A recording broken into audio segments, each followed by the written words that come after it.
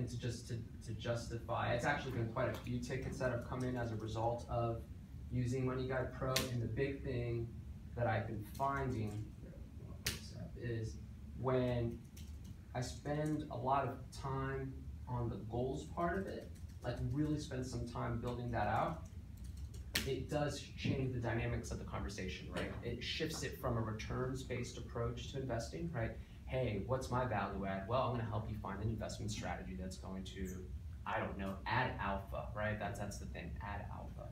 But when you attach it to a goal, right, you're shifting the conversation from performance optimization to performance relative to what you're trying to accomplish. Mm-hmm. And sometimes the value that we generate is not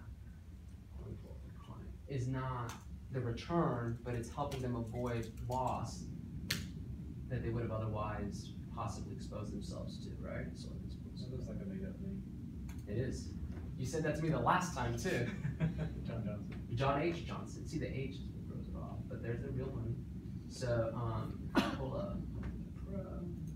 In this one, what I'll show you is the asset allocation piece, which I thought was really an interesting way to separate things out. So, okay. So in this case, his assets are pretty well managed, and there's a lot of other investments in there, but there was a piece that I felt needed some attention. And so what I was able to do using this tool was separate the portion that we were talking about. So like in this case, you know, he has the IRA, it's an employee annuity that he brought over, and then he has this additional IRA here as well. And we wanted to show, hey, listen, you're taking on far too much risk for what you're trying to accomplish with this particular basket of funds. And if you go through MoneyGuide Pro, it shows the holistic view. It shows all of the assets, right? It shows every dollar that's invested, even the ones that you're not planning on transition. So it allows me to isolate, in this case, just the IRA. Move through.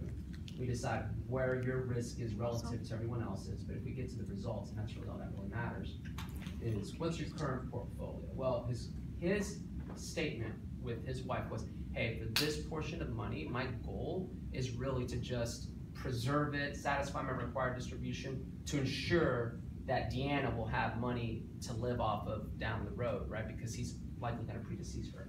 So what we did was, after we put in his exact investments, I put actually his actual funds owned, it showed what his return would have been and what his return would have been during the Great Recession and what other risks are there. So we could see, really show stress test how the portfolio did. Then we go to what I was recommending and did a side-by-side comparison.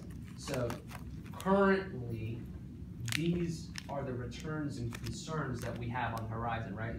This is our average return, this is our loss potential, and this is, the bond bear market risk there. So we have a little bit more interest rate sensitivity here. Total return average was 4.8. Relative to the Great Recession, it was up 1%. So we're talking about a 22, really, that's a huge, huge spread, right? So not only did we preserve your balance, we likely made you a little bit of money or kept you breaking. This really helped illustrate, A, what specifically we were talking about moving, why we were talking about moving, and the value add that would generate. So now we're shifting the conversation not from what we're going to make, but what we could potentially avoid losing, right? 21% on $214,000. That's a lot of money, right? That's a lot of money. And then it actually also shows you what they recommend you shift.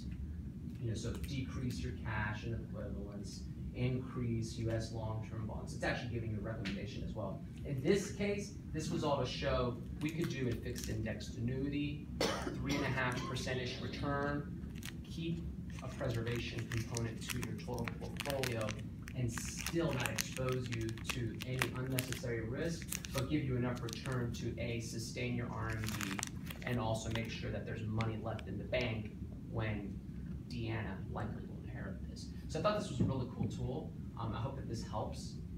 You can actually go out here and Monte Carlo it and see how it actually would do. And it does the current versus the proposed. So it's got a lot of capability. I think we could probably really simplify it and just, that's all I did was just this part right here. I did all this other stuff, and I wanted to take the complexity out of the situation. I thought this was enough to illustrate, okay, so I'm not telling you, hey, let's give up growth. I'm just saying, maybe we don't need as much growth. Maybe avoid some potential losses. Does that make sense? So did you download their statement into here? Actual Yeah. symbols, It's quantity? it's a little time consuming depending on how many individual investments they have. It probably takes about, on average, 3 to 5 minutes of extra input, just because some people have one Vanguard fund and others have 15, right? Sure. So, but it's really pretty easy if you have the symbols in front of you. It's it's easier. If you don't, just Google or search it there, and it just takes a couple of extra minutes. But it's really pretty painless. But the nice thing is if you've already done a Money Guide Pro for them, this is already there, so it's not a duplicate effort. So if you've done the Money Guide Pro, you've put the assets and listed them in there already, this is already in there. All you gotta do is just, okay, I'm gonna, like I said, isolate this particular position as a portfolio. Does that make sense?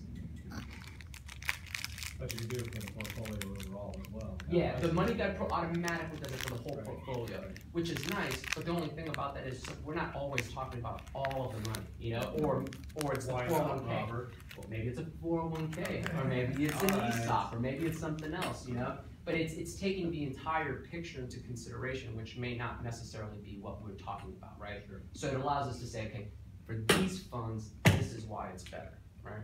Mm-hmm. Does anyone have another tool they're using that way?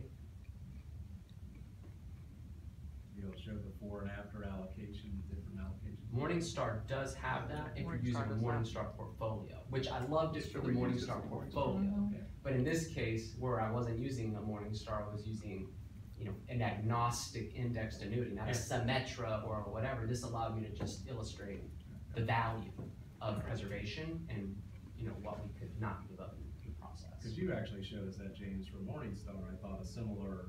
Yes, comparison tool. It's pretty good. It puts everything together. Yeah, we- I use this. I use this, but I don't see this where it gets that detailed. Asset allocation. And it just plan. looks. You just come right out Yeah, here. maybe I just go right past that when I see it. It's easy to do, but yeah, it's right there. And so basically what it does is it allows you to take the pieces of the full financial plan. So if you didn't want to do a whole big old comprehensive plan, you could actually just do a laser focus and say, I'm gonna just do an asset allocation update. So you don't necessarily have to have an MGP totally done to do that. So these are, you can do the full financial, but then you have these as well. You can do an income plan or an asset allocation plan. So you could do a shortened one if you'd like. So if you have all this data in for their full entire financial picture, how does it let you just isolate, you can just click on his IRA? Yeah, Yeah, so that's here, what I'll he go just back into clicked the- Oh, on. I didn't, okay. Yeah. Yeah, I think you may have walked out. So we come out here. Okay, got it. Then he just clicks which one. Got And it brings all okay. the assets, so then you can Okay, just, cool. Hey, we're going after the trust money with this idea, or whatever. So that's how that works. Another thing that I've been using that I thought was pretty neat is a social security detail, shows you like a break even on it, really quick and easy. Do I have time to do this? Yeah, let's get 5 minutes. We'll wrap up. So, You piqued curiosity. I'm glad to hear that. So if we come over here, this is one that I'm working on right now. And this is kind of a unique situation. This guy has a ton of money. So in this one, we're looking at how do we most effectively spend money. So if we come over here, in his case, it's the what if worksheet. Their plan was to have his wife hold off on retiring because she won't be 66 yet to draw her Social Security, but he is. And so I asked him if we could show you that her drawing her Social Security earlier wouldn't have a negative or wouldn't be terribly an adverse situation for your total portfolio. Do you think that would help you move forward with your planning process, right? Do you think that would help you? And he said, of course, naturally, she was like, yeah, that sounds good. So we come out here and we go to the what if worksheet.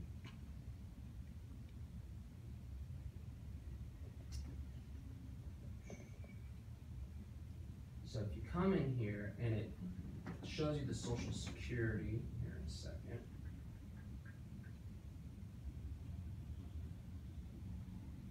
Okay, so here where it shows Social Security, there's a little thing down here that says strategies, it's a hyperlink, pulls you out to another image. So their goal was both retire, full retirement age, and I just illustrated what it was that they were giving up or possibly not giving up. So in this case, their original intention was for both of them to wait till age 66, meaning that she was gonna have to postpone her retirement a couple of years for the end benefit of $27,600 annually. So naturally, she's younger than him. She's gonna receive his Social Security anyhow if he predeceases her. So it's not really a situation where she's given up a bigger benefit as a surviving spouse. So that wasn't an issue that we were too worried about. It was more the break evens. And when we looked at it, you know, she draws a little bit earlier. Her lifetime benefit would be $700,000 versus $770,000. Her annual benefit was a reduction of $7,000. They're not hurting for money. And that was a really big, really, really powerful thing for them. Because they're like, I thought I was gonna be giving up, you know, like hundreds of thousands of dollars. They gave back 2 years of their life. I gave them back quality of life, right? Yeah, and so that's a much bigger asset for them, I think. And this was super, super easy to do. So, you know, just to show you real quick how that's done. So now she retires early, there's an opportunity for a 401k to roll over, no reason to wait the extra 2 years. Not to mention. Not to think, Not to mention, who was it that helped her retire early, Right. right? I mean, that's a pretty, you know, there's a lot of reciprocity, I think, that's built up there. But if we come here and we say create new strategy, all you do is come on in here and then you can start playing with the numbers. You know, you can say full retirement age, you can do your own custom and say, you know, age 64 and a half, well, not quite that, but well, I guess you could, 64, 6 months, and it automatically updates the numbers. So it's really simple, it's really easy to play with the numbers.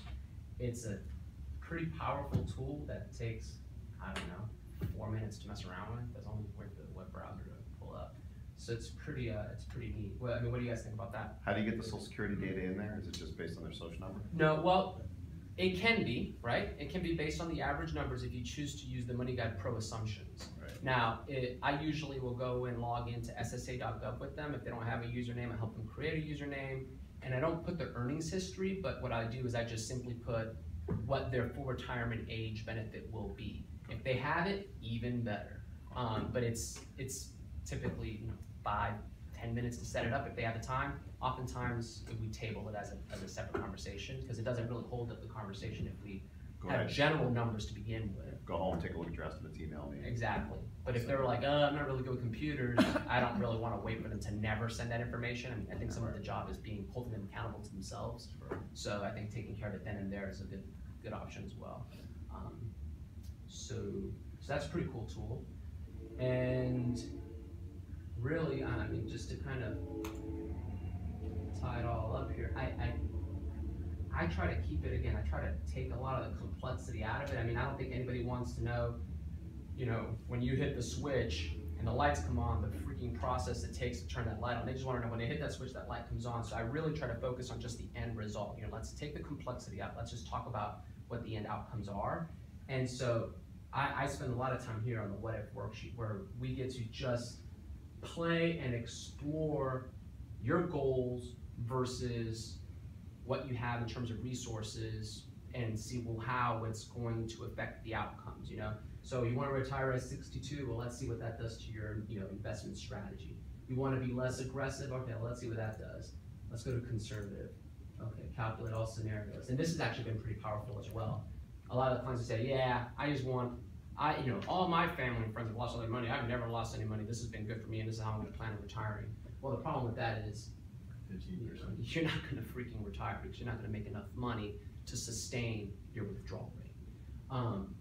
You know, so that's a pretty powerful revelation for some of these people to make sometimes, that preservation isn't necessarily always the best approach to